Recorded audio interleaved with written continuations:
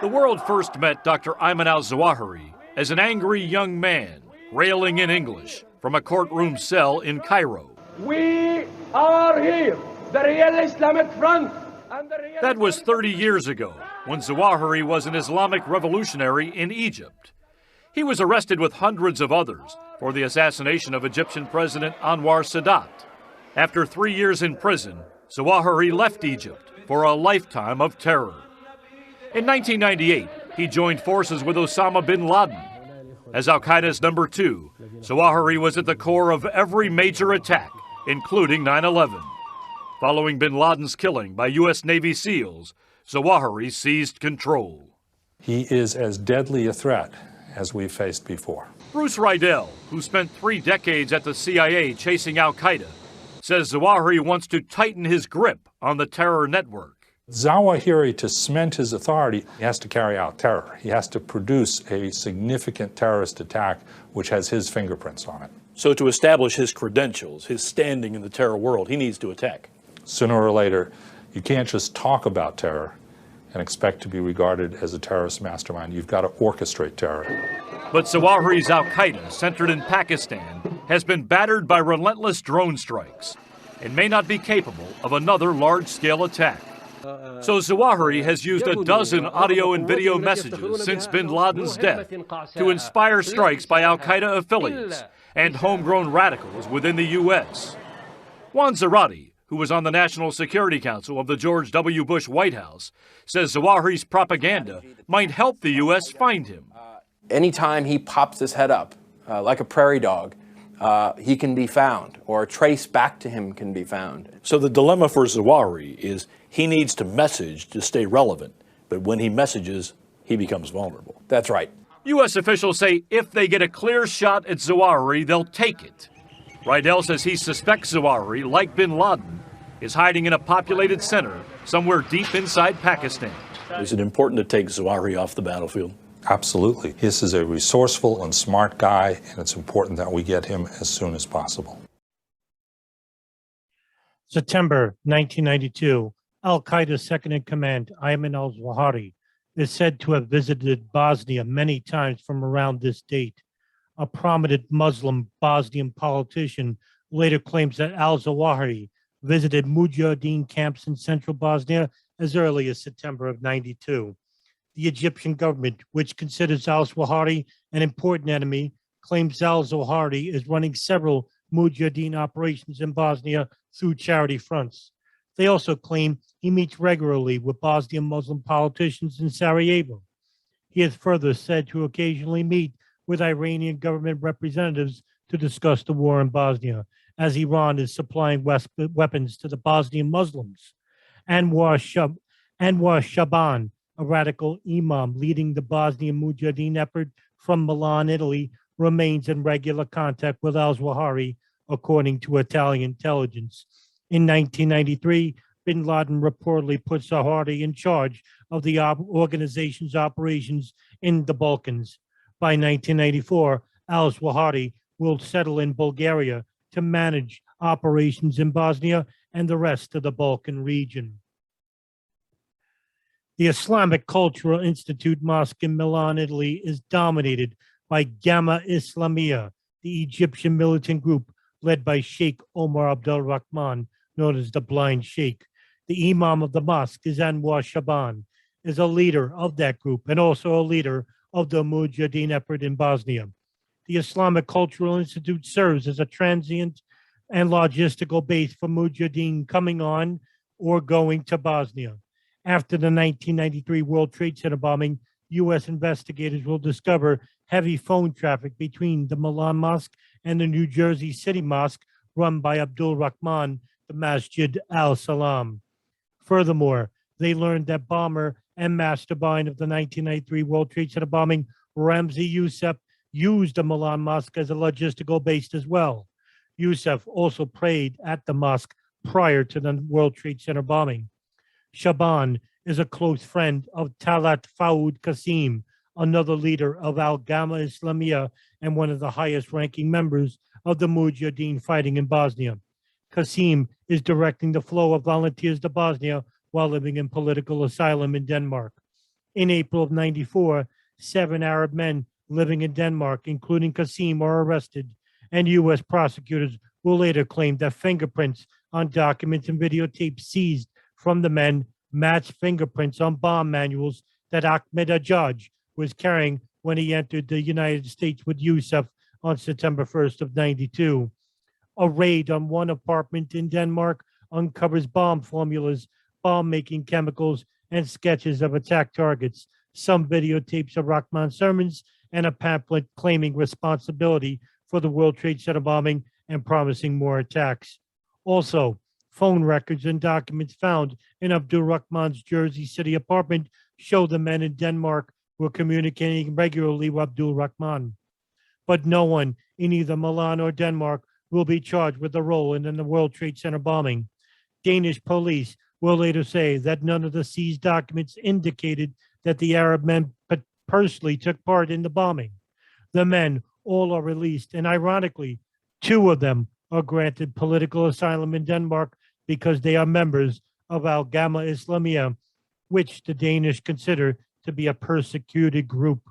In 1995, an Italian magistrate will issue arrest warrants for Shaaban and 60 other extremists, but Shaaban will flee to Bosnia, where he will die of bullet wounds in unexplained circumstances.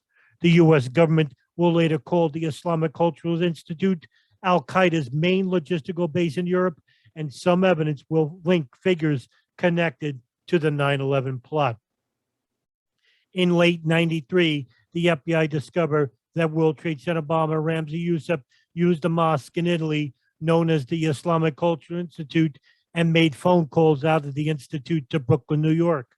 The Italian government begins investigating the mosque and soon discovered that the main European headquarters for Al-Gamma Islamiyah, a radical Egyptian group, is also the logistical base for Mujahideen fighters traveling in Bosnia. 17 people are indicted on June 25th, 1995, as Italian police raid the mosque in over 70 locations in northern Italy. Inside the mosque, police find forgery tools, letters to wanted radicals around the world, and hundreds of false documents. Plots to bomb targets in other countries and a U.S. target elsewhere in Italy are averted. Shaaban escaped arrest as he had already left the country, but later killed in Croatia. December 14th, 1995, Anwar Shaaban, an Islamic militant in charge for logistics, was killed in Croatia. Shaaban had been based at the Islamic Institute Mosque in Milan. His death created unusual circumstances because no one was reported to have murdered him. But on December 14, 95, the same day, a peace accord is signed ending the Bosnian War. It was then suspected that Shaaban was killed by Croatian troops in what Mujahideen claimed was an ambush. Shaaban's diary is found, and it cites regular meetings between al-Qaeda leaders and leaders of the Bosnian Muslim government, including General Staff Chief Rasim Delic and Interior Minister Bakir Aspak. Shaaban, a leader of the Al-Gamma Islamiyah, had been in regular contact with Rahman and al-Zawahiri before his death. Late 1998, U.S. and Italian intelligence are already aware of an important mosque in Milan, Italy, called the Islamic Cultural Institute. After 9/11, the Treasury Department will call the mosque the main al-Qaeda station in Europe. U.S. officials will later say that al-Qaeda operatives involved in the 1998 U.S. Embassy bombing stayed at the Milan Mosque. This causes U.S. and Italian intelligence to watch the mosque more closely, and it also causes the U.S. to look closer at Al-Taqwa Bank. One member of the al-Qaeda cell in Milan lives in Hamburg, 9/11 plotter Ramzi bin al-Shib, for most of 1998. In 2000, Abdulrazak Majoub, the head of the Milan cell, lives in Hamburg, attends the Al-Quds Mosque in Germany, and has ties with some of the 9/11 hijackers. Al-Qaeda operatives involved in the failed Millennium Plot in Jordan also stay at the Milan Mosque. The Jordanian government will later claim that Al-Taqwa helped fund these Millennium bombers. Starting in late 2000, Italian intelligence wiretapping people associated with the Milan mosque and the Milan al-Qaeda cell record conversations suggesting foreknowledge of the 9/11 plot. This information is shared with the U.S. in early 2001. Additional evidence will come out after 9/11 suggesting that some people in Milan had foreknowledge of the 9/11 attacks. Given the closeness of the Al-Taqwa Bank to the mosque, especially through Nasreddin, this raises the possibility of Al-Taqwa involvement and knowledge of specific Al-Qaeda plots, including 9/11, the Millennium Plot, and maybe even the 1998 East Africa bombings. August 12, 2000, Italian intelligence successfully wiretapped an Al-Qaeda cell in Milan, Italy, through a wiretap conversation between Abdulsalam Ali Abdulrahman, a section chief in Yemen's political security organization, and between Mahmoud Saeed, a close associate of Al-Qaeda's second-in-command, Ayman al-Zawahiri. There are several significant aspects to the conversations heard by Italian intelligence. Abdul Rahman makes comments indicating he has foreknowledge of the 9/11 attacks. He says that he is studying airliners, comments, our focus is only in the air, and tells El Said to remember the words above the head. He also says that next time they meet, he hopes to bring Es Sayed a window or a piece of the airplane, and that the security on Antalya and at Rome airports is poor. The name of the operation is given as Jihadia, and Abdul Rahman also says the big blow will come from the other country. One of those blows no one can ever forget. He also adds, it is moving from south to north, from east to west. Whoever created this plan is crazy, but he's also a genius. It will leave them speechless. He also is heard to say, we can fight any power using candles and airplanes. They will not be able to stop us with even their most powerful weapons. We must hit them and keep your head up. Remember the danger in the airports. If it happens, the newspapers from all over the world will write about it. S. Said also remarks, I know brothers who went to America with the trick of the wedding publications. The phrase big wedding is sometimes used by Al-Qaeda as code for a bombing or an attack, including 9/11. And so, taken together with Abdul Rahman's remarks, this indicates an unconventional attack in the U.S. using aircraft. The two also discussed training camps in Yemen, which are proceeding on a world scale. They also mentioned youth in Italy, and presumably the youth are training. S. Said has also have to heard and reported, my dream is building an Islamic state, with Abdul Rahman replying, yes, the government of Yemeni is weak, and sooner or later we will dominate it. S. Sayed also asks a person named Ayman, evidently Al-Qaeda's second-in-command, Ayman al-Zawahiri. Abdul Rahman twice mentions the name of Abdul Majid, apparently a reference to Abdul Majid al-Zindani, a radical leader in Yemen and associate of Osama bin Laden. S. Sayed also makes the cryptic comment, one must be cautious, like in Iran, not a single photo. Beginning in October of 2000, FBI experts will help Italian police analyze the intercepts and warnings. Related conversations are overheard early the next year. Neither Italy nor the FBI will fully understand their meaning until after 9/11. But apparently, the Italians will understand enough to give the U.S. an attack warning in March of 2001. After 9/11, this conversation and others like it will cause U.S. intelligence to think there may be a link between 9/11 and the Yemen's PSO. Author Lorenzo Vendano will later comment, the chilling conversation alarmed officials before 9/11, but it also took on a completely different resonance after the attacks had taken place.